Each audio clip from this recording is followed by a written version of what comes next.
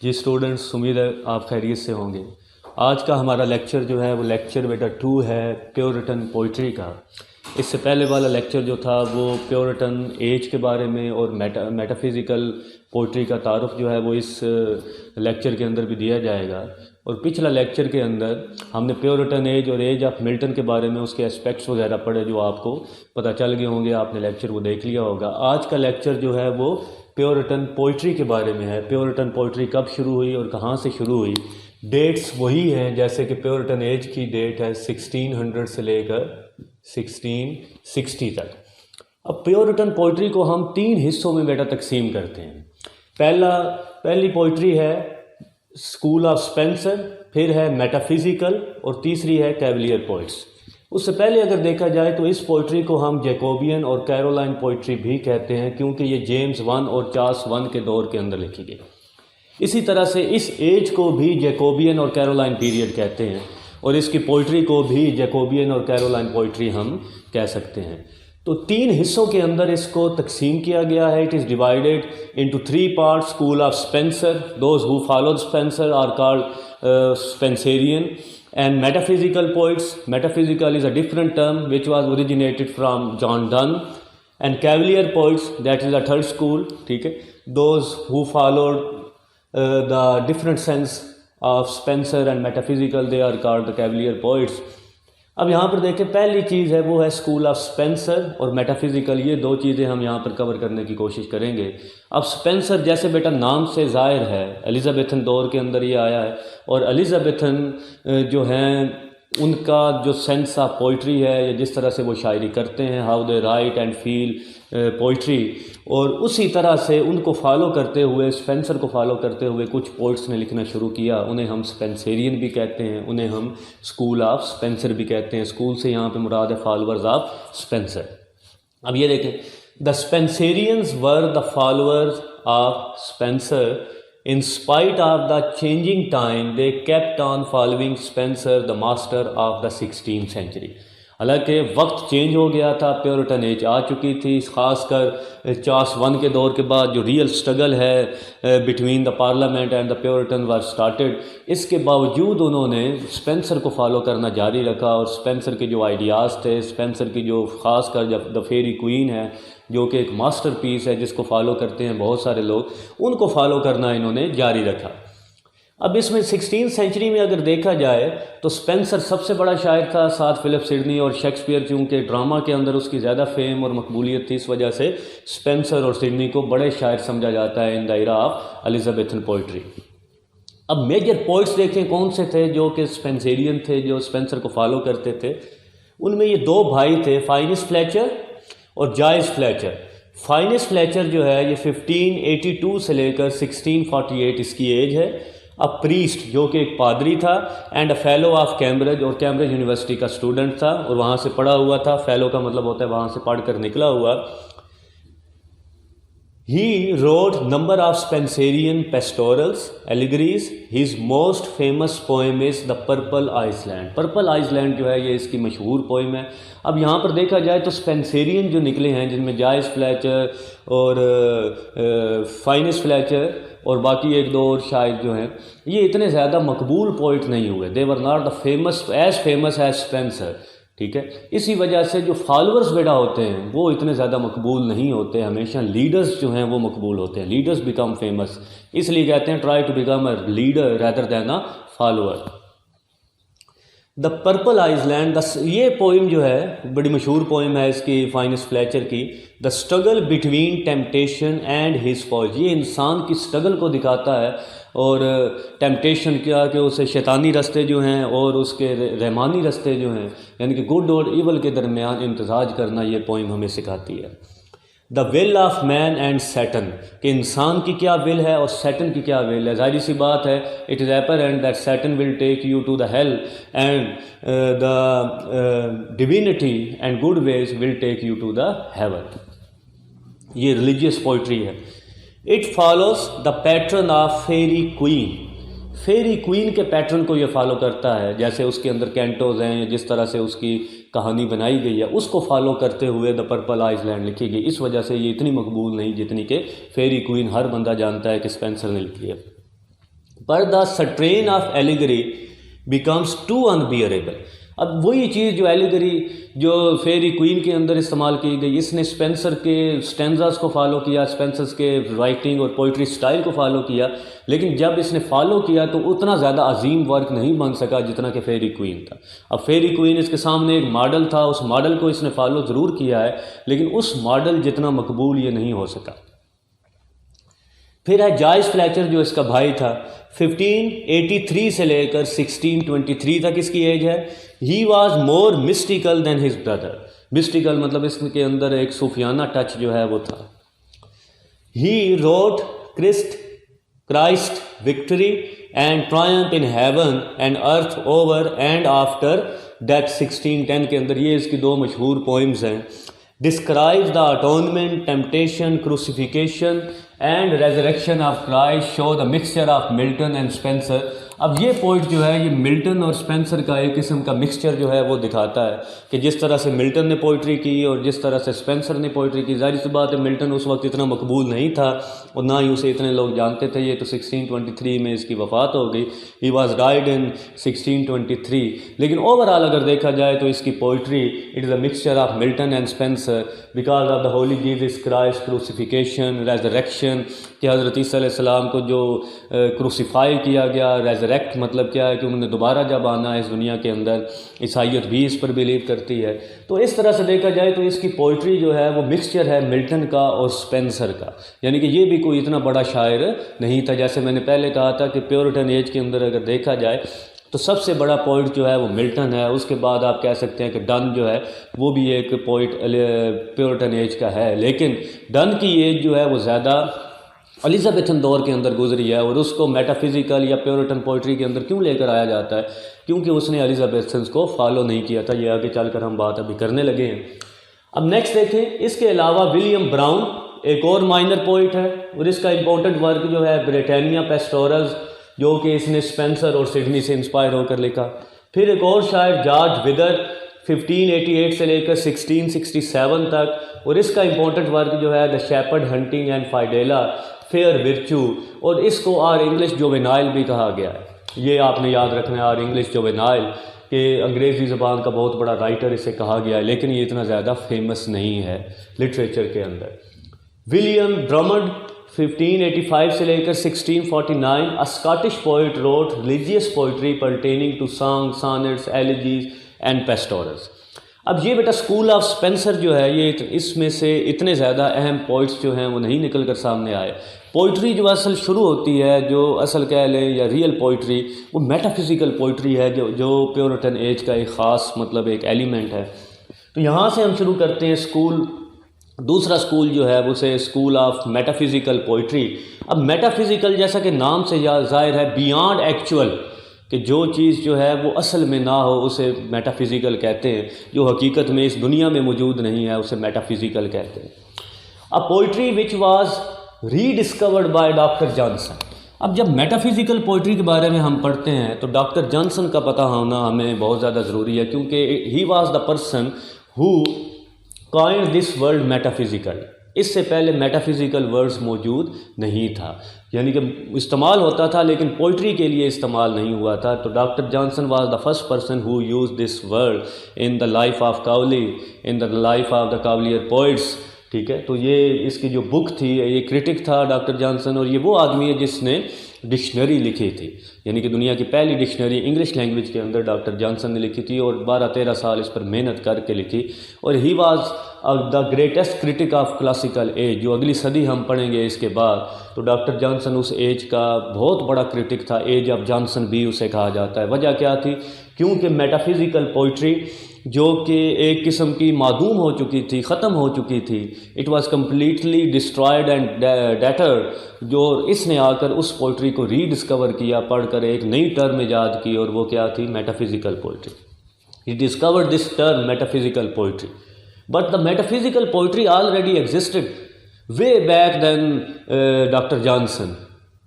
اور metaphysical poetry ہے کیا؟ Poetry which is full of کنسیٹس کنسیٹس کا مطلب ہوتا ہے دور کی بات جو ہے وہ کی گئی ہو، کہ جیسے کہ ایک بات کی جاتی ہے ایگزیجریشنز میں، کہ بہت زیادہ بات کو لمبا چوڑا کر کے بیان کرنا، دور کی جو چیزیں ہیں اسے قریب لانے کی کوشش کرنا، اسے میٹافزیکل پوئٹری کہتے ہیں. And a display of learning, اور بہت زیادہ علم کا مظاہرہ کرنا. اور میٹافزیکل پوئٹری ہے کیا کہ فار ایگزامپل جیسے ساؤنڈز ہوتی ہیں، مختلف ساؤنڈز ہیں، تو ان ساؤنڈز کو میٹافزیکل پوئٹس جو ہیں وہ ایک لیتے ہیں، ایک ہول کی طرح لیتے ہیں، کہ جیسے بادل ہے، جیسے زمین پر کرسی پڑی ہے، آسمان پر ہمیں بادل دکھ رہے ہیں. اب فار ایگزامپل کرسی کا، چیئر کا اور کلاؤڈ کا آپس میں کوئی تعلق نہیں، لیکن میٹافزیکل اس کو بنا دیتے ہیں. میٹافزیکل کے لیے لکھنا بھی اور سوچنا بھی، یعنی کہ سوچنا بھی اور کریٹ کرنا، دونوں پروسیس ایک جیسے ہو جاتے ہیں. That is why they are called metaphysical. یعنی کہ یہ کام کرنے کے لیے you need learning, you have to man of great knowledge. ٹھیک ہے، یہ ایسے نہیں بندہ کو بن جاتا میٹافزیکل پوئٹ. تو اس کے ان ٹرمز کے بعد یا اس دور کے بعد کوئی بڑا شاعر جو ہے میٹافزیکل کے اندر نہیں آیا جان ڈن کے بعد. اب ڈاکٹر جانسن کا پوائنٹ آف ویو، جیسے میں نے پہلے کہا کہ ڈاکٹر جانسن کو جاننا ہمارے لیے ضروری ہے اگر ہم میٹافزیکل پوئٹری کے بارے میں پڑھ رہے ہیں. میٹافزیکل پوئٹس، اب یہ ڈاکٹر جانسن کا پوائنٹ آف ویو ہے، یہ دیکھیں، یہ انورٹڈ کاماز میں لکھا ہوا ہے. The metaphysical poets were men of learning and to show learning was their whole endeavour. کہ میٹافزیکل پوئٹس جو تھے وہ مین آف لرننگ تھے، اور لرننگ شو کرنا ہی ان کا مقصد تھا. یعنی کہ ریڈر کے ساتھ they have no sympathy with the reader. Reader have to indulge in the work so hard to understand the meaning of the metaphysical poetry. ٹھیک ہے، that's why they are called metaphysical. They were tough to understand because of their terseness, their versification and exaggeration at the highest level. That's why readers are compelled to indulge in to a work that is so hard to understand. لیکن جس کو سمجھ آ جائے اسے metaphysical poetry بہت اچھی بھی لگتی ہے. The metaphysical poets were men of learning and to show learning was their whole endeavor. They only write verses, and very often such verses as stood the trial of the fingers better than the ear. اب یہ basically ایک critic ہے، جیسے پڑھ کر آپ کو سن کر اندازہ ہو گیا ہوگا کہ ڈاکٹر جانسن یہاں پر کیا کہہ رہے ہیں کہ ان کی پوئٹری جو ہے وہ ٹرائل آف فنگرز ہے، کہ جیسے آپ فنگرز کو استعمال کر کے پیجز جو ہیں وہ آگے کی طرف لے کر جاتے ہیں یا پیچھے کی طرف لے کر آتے ہیں یا بار بار غور و فکر کرتے ہیں. تو اس طرح سے وہ کہہ رہے ہیں کہ یہ کانوں کے لیے اتنی اچھی نہیں ہے. اگر آپ سنیں you will not understand at the first time or even the second time or even the third time. You have to struggle very hard to understand the true meanings of the metaphysical poetry because of the excessive exaggerations. And that's why he said that it was the trial of the finger better than of the ear. یہ کانوں کو اتنی اچھی نہیں لگتی. مطلب کیا ہے کہ if you listen the metaphysical poetry you will say that it is a crap, it is a bullshit, we can't understand what the writers had written. Writer نے کیا لکھا ہے، کیا وہ سمجھنا چاہ رہا ہے، کیا وہ ہمیں بتانا چاہ رہا ہے. لیکن اگر آپ اس پر فوکس کریں، اس کو انڈلج اس کے اندر ہو جائیں، تو پھر آپ کو اس کی سمجھ آ سکتی ہے. اور پھر وہ کہتا ہے he further as discovery of occult resemblance in things apparently unlike. یہ چیز جو ہے یہ سمجھنے کے لیے ہے، یہ اہم ہے میٹافزیکل پوئٹری کو اگر دیکھا جائے.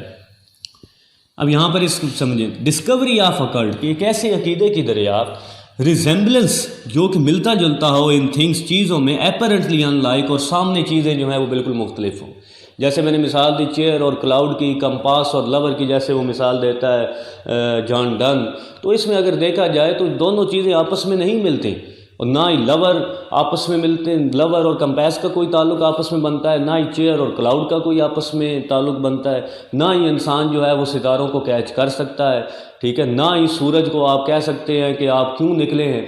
ٹھیک ہے، میں نے تو ابھی سونا تھا، آپ نے مجھے ڈسٹرب کیا. یعنی کہ اس طرح کی پوئٹری جو ہے وہ میٹافزیکل پوئٹری کہلاتی ہے، کہ جہاں چیزیں جو ہے وہ اپیرنٹلی ان لائک ہوں، جہاں چیزیں جو ہیں وہ دکھنے میں بالکل ایک دوسرے کے مخالف ہیں، بالکل ایک دوسرے کے اپوزٹ ہیں، لیکن شاعر جو ہے وہ زبردستی ان کو ملا دیتا ہے.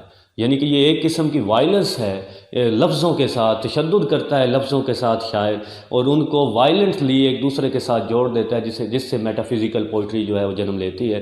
اور بعض دفعہ metaphysical poetry looks very much absurd, اور بڑی ہی حماقتوں والی، ابسکیورٹی والی اور فالیز اس کے اندر ہمیں دکھائی دیتی ہیں. اور ہم سمجھتے ہیں کہ یہ کیا شاعری ہوئی، یہ کیا عجیب سی شاعری ہے جو وہ کر رہے ہیں، لیکن ان کا اپنا ایک مزاج ہے اور وہ اسی طریقے سے لکھتے ہیں۔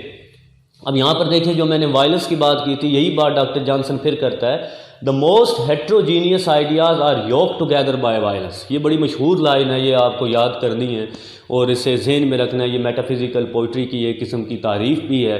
دا موسٹ ہیٹروجینیس آئیڈیاز، بڑے عجیب و غریب قسم کے خیالات کو تشدد کے ذریعے جوڑ دیا گیا ہے، مطلب وہ جڑتے آپس میں نہیں تھے لیکن انہیں جوڑ دیا گیا ہے۔ That is called the metaphysical poetry.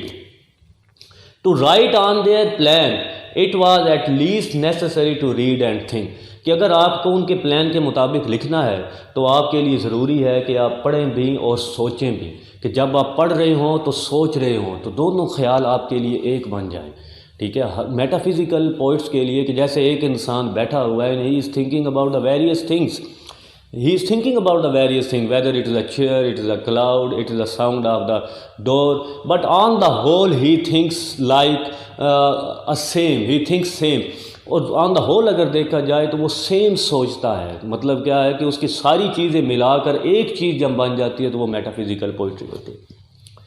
The poets were honest original thinkers, کہ وہ پوئٹس جو تھے آنیسٹ تھے، اوریجنل تھنکرس تھے۔ They try to analyse even the experience of life, اور یہاں تک کہ انہوں نے زندگی کے تجربے کو بھی اینالائز کرنے کی کوشش کی، جو مشکل کام ہوتا ہے۔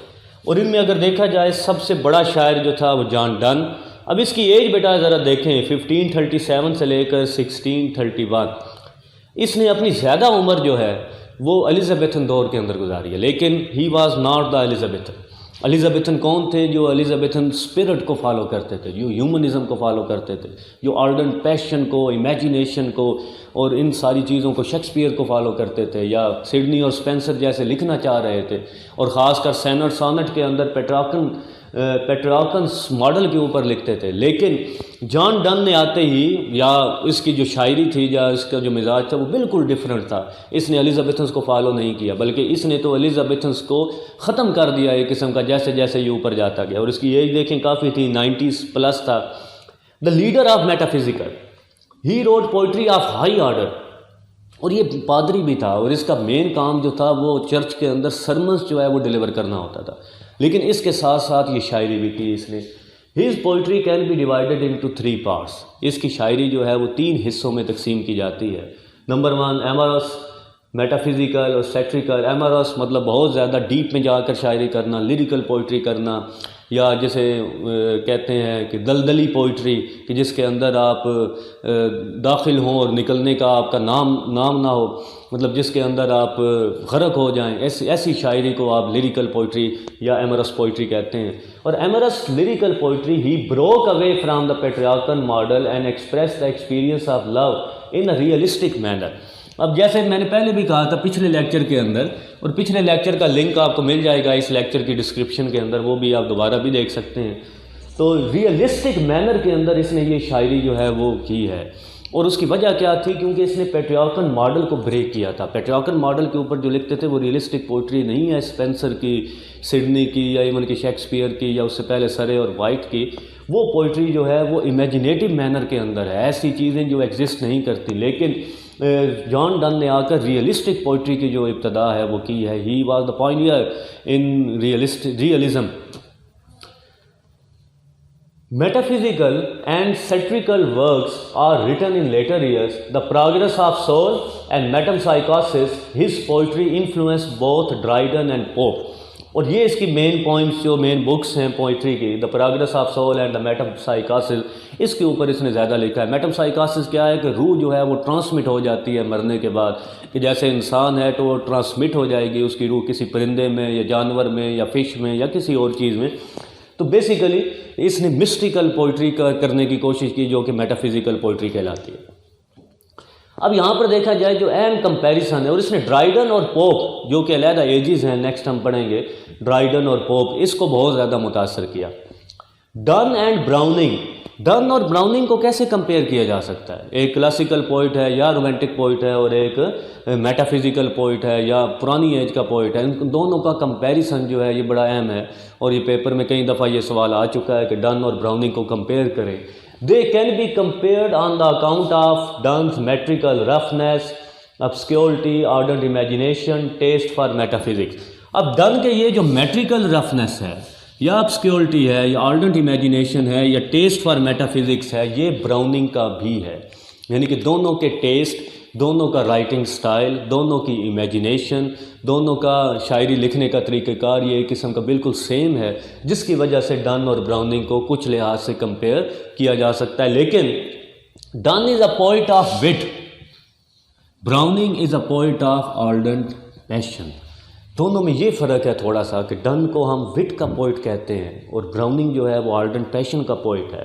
Done was a rebel, done rebel تھا، براؤننگ ریبل نہیں تھا. براؤننگ نے اپنی ایج سے بالکل مختلف لکھنے کی کوشش نہیں کی. ڈن نے تو اتنا زیادہ ریبیلین ایٹیٹیوڈ دکھایا کہ الزابتھن جیسی ایج کہ جس کو آج بھی لوگ فالو کرنے کی کوشش کریں، ڈن نے اپنے دور کے اندر الزابتھ ایج کو فالو نہیں کیا. He did not follow the Elizabethans even. اور ڈن کی پوئٹری کے اندر ہمیں کہیں سے کوئی اشارہ نہیں ملتا کہ اس نے کبھی کوئی شیکسپیئر کے اوپر کوئی پوئم لکھی ہو، کوئی ڈن کے اوپر کوئی سڈنی کے اوپر کوئی ایلیجی لکھی ہو یا اسپینسر کے اوپر کوئی لکھی ہو، تو ایسی چیز ہمیں نہیں ملتی. He had the rebellious attitude and that's why he didn't even touch the masters of Elizabethans like Shakespeare, Marlowe, Surrey and Wyatt and the people like that who are considered the greatest writers of all the time. He did not follow them even and that is why he was different. ٹھیک ہے، یہ ایک فرق بھی ہے دونوں میں کہ Browning was not a rebel person in writing literature, but Donne was a rebel in his attitude. He did not follow the Elizabethans. Donne was a rebel, did not follow the Elizabethan age. Other poets tried to walk on his path but failed to reach his level. دوسرے شعراء جو تھے، دوسرے poets جو تھے اس وقت کے، انہوں نے ڈن کو فالو کرنے کی کوشش کی. بیکاز میں نے یہاں پر کہا تھا Donne was the leader of his time in metaphysical poetry.